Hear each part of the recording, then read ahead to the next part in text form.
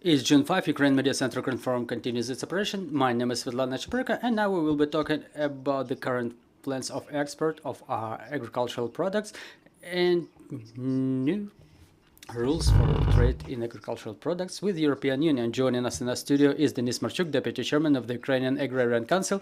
Good afternoon. Good afternoon. So let's start with the new rules for trade with the European Union. They came into force today. What do they mean for Ukraine? What should we expect? Well, it's really an important date for Ukrainian exports because 2 years we were working quite efficiently in the markets of the European Union, offering them our types of products and raw materials plus our products with added value, and about 60% of Ukrainian agrarian exports were forwarded at the European markets, which enabled Ukraine making more than $12 billion per year.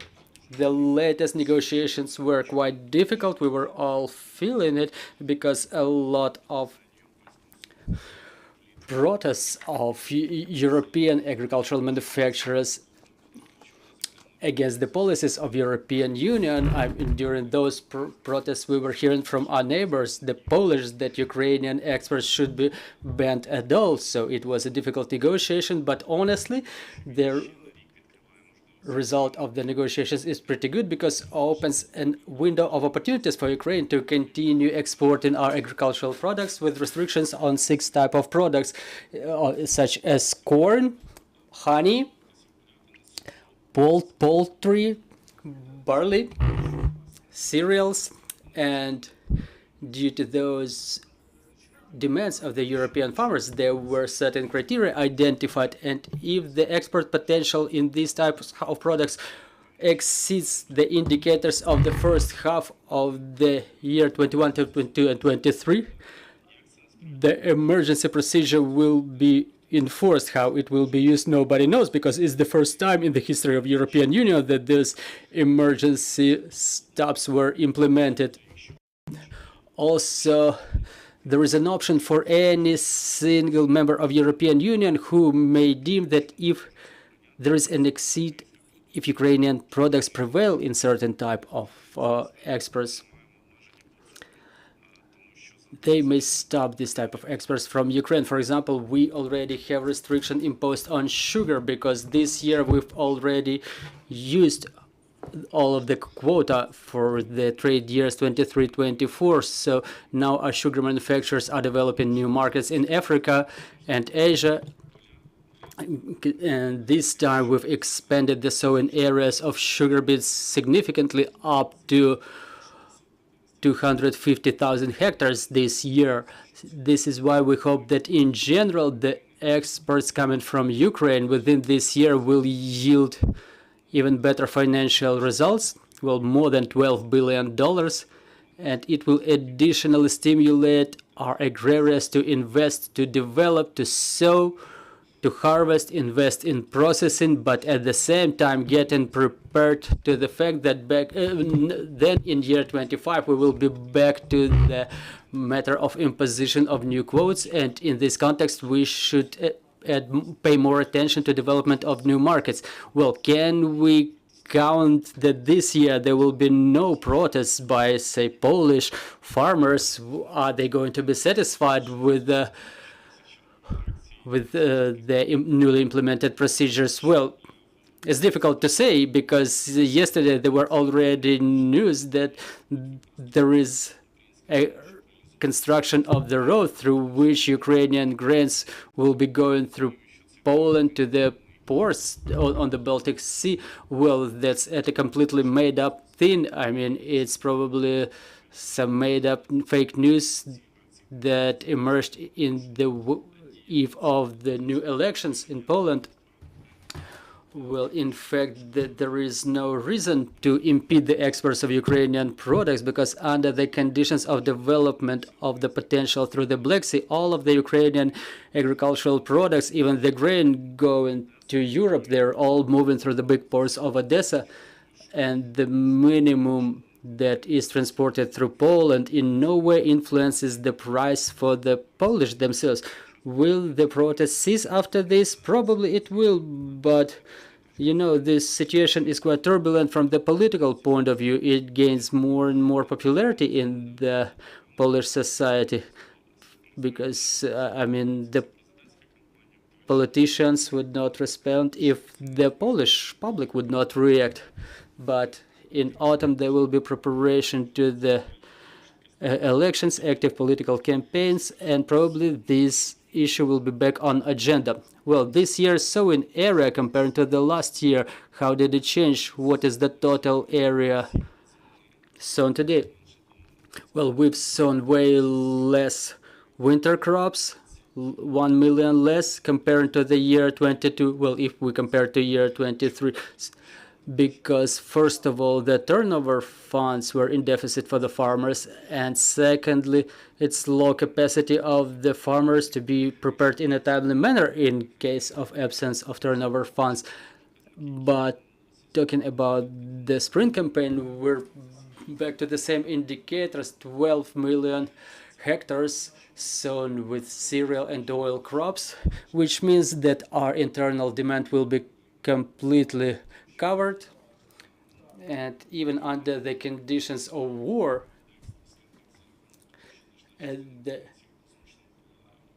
well, due to the fact that a large number of Ukrainians had to immigrate, our consumption fell to 17 millions of tons of crops. This is why the current potential is evaluated to be at 76 million of grain and oil crops, which are enough to satisfy the consumption inside of the state, and the majority of it will be forwarded and channeled for exports to ensure the foreign currency proceeds for our farmers, and hopefully the market price will be better, and there are relevant signals coming from the global markets in this regard. Will be because, you know, in the last 2 years our farmers work without profit, save for low margin for those manufacturers who were manufacturing oil crops. But thanks to the fact that the armed forces are currently able to guarantee the security in the Black Sea, having increased significantly our potential up to 65 tons of export per month, well, it gives us grounds to assume that the transit will be cheaper, as well as the insurance. Well, we will be back to the grain corridor shortly, but let me ask you whether we were able to increase the amount of the sown areas thanks to the demining. Well, we partly managed to do so in the occupied regions of Kharkiv and Kherson region, but not significantly. In Kherson region, the area increased from 50,000 to 160,000 hectares.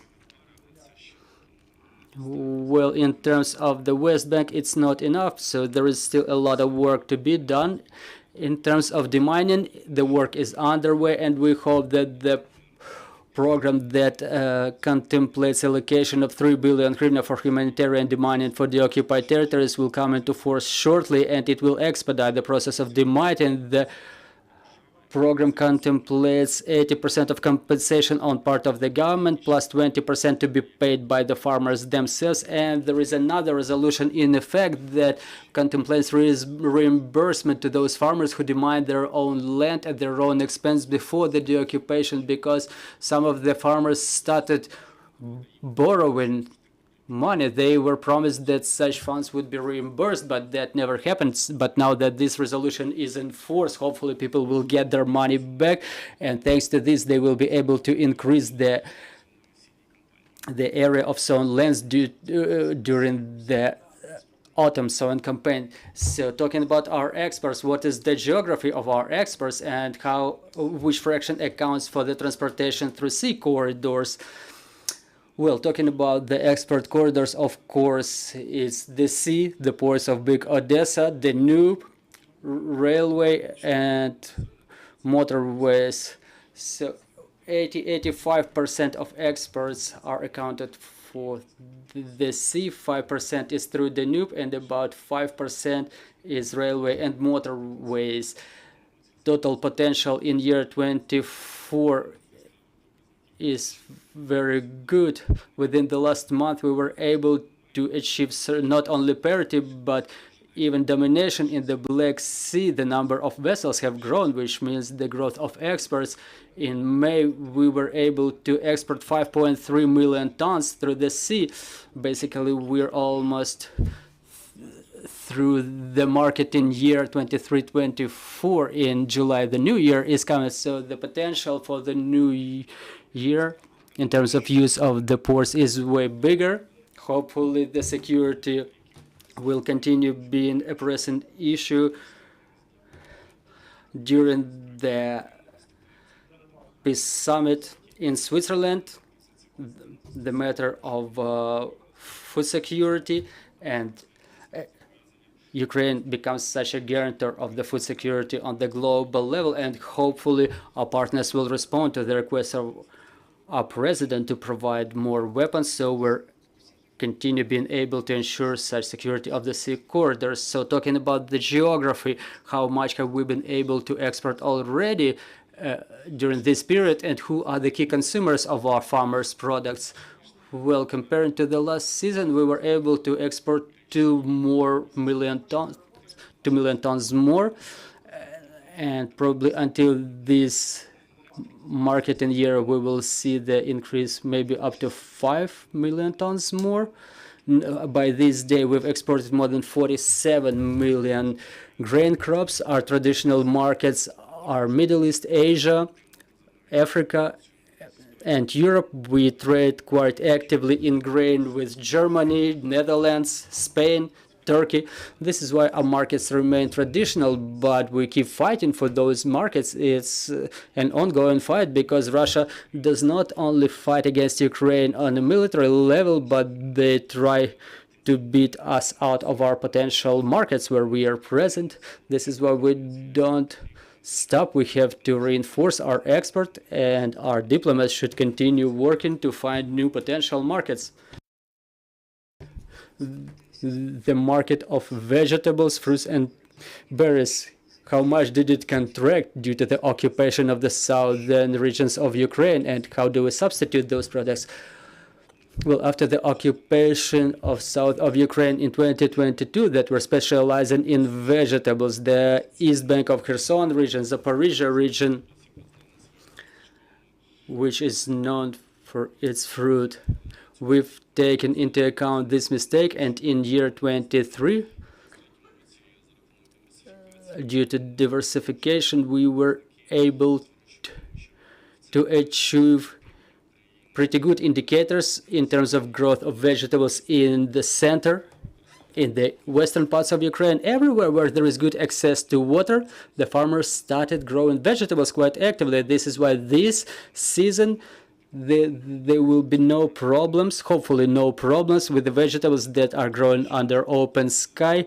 There might be some difficulties for the greenhouse manufacturers. It's all related to electricity generation. There are problems with electric power, and the net cost may grow. And the growth of prices for electric power will reflect directly in the price of all the products offered by the market. Basically, there is the deficit of the labor force due to mobilization to our citizens living abroad. Is this problem also a present issue in farming sector? Well, it's a huge problem from the very first days of the full-scale invasion, starting from March 2022. The denizens of the villages, they were mostly mobilized due to their experience. I mean, they all have driver's licenses, they all know how to drive big trucks, and basically they were prepared for driving the military material, and the process of mobilization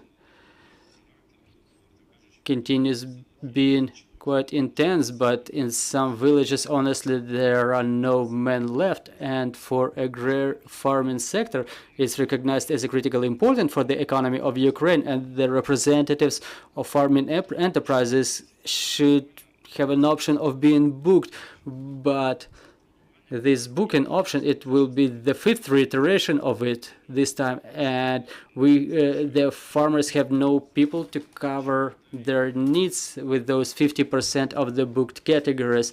And sometimes the process of booking is a long procedure that may take 1 month or even more, and the farmers may count on those people being booked, but people still get mobilized. This is why we bet a lot currently on communication with the Ministry of Defense, Ministry of Economy, general staff, to make sure that the system of electronic booking is implemented in Ukraine. Eventually, it's clear for us. I know that there is a resolution, the draft resolution being developed, no matter it was not yet approved, but it's clear that within a day, a person who underwent medical commission, if they have all necessary documents prepared, they should not be forwarded under some bureaucratic procedure to other agency to be reviewed again and again and again. It's a lot of paperwork, a lot of time. Again, if all of the documents are prepared, they should be verified through, for example, DIA application, which would help the businesses to be able to count on people to be engaged in the field works. Thank you very much for your reports, dear journalists. Do we have questions on the floor? Vladislav Obuch, Ukrinform. Can you please tell us to what extent the structure of the sowing changed this year? Those resolutions that were expected by our agrarians, those crops that may end up under restrictions, did they change the intention of our farmers? And aren't we going to have deficits for some categories of products in view of the sowing areas this season? Like, it happened to the buckwheat, like the buckwheat have grown in price, everybody starts sowing buckwheat, and for the next year there's a lot of buckwheat in the market and the price falls dramatically. Well, talking about all types of crops, they are no different from other crops. We're very export oriented, and we orient to the external market, to the price in the global market, to the price of corn, wheat, rape, all those types of crops. We may grow a lot of buckwheat, but it's not consumed outside, and even the internal consumption is up to 140 tons per year. But we should look at those crops that yield better financial results. For example, in this year's structure, the oil crops are bigger.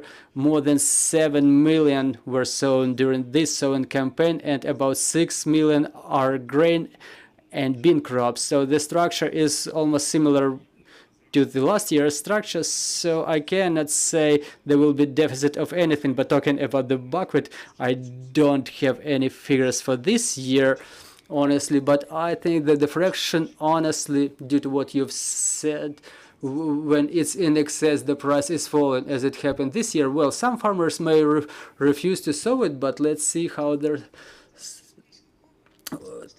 what's gonna happen. Well, the next question will be in English language, so please use the equipment. NHK Japonia. I'm asking you about your negotiations with European countries, like about the protests conducted in Poland, or the farmers' protest was said to be said to have a background of Russian influence. And did you feel that such kind of influence, Russian influence, in the negotiations with the countries?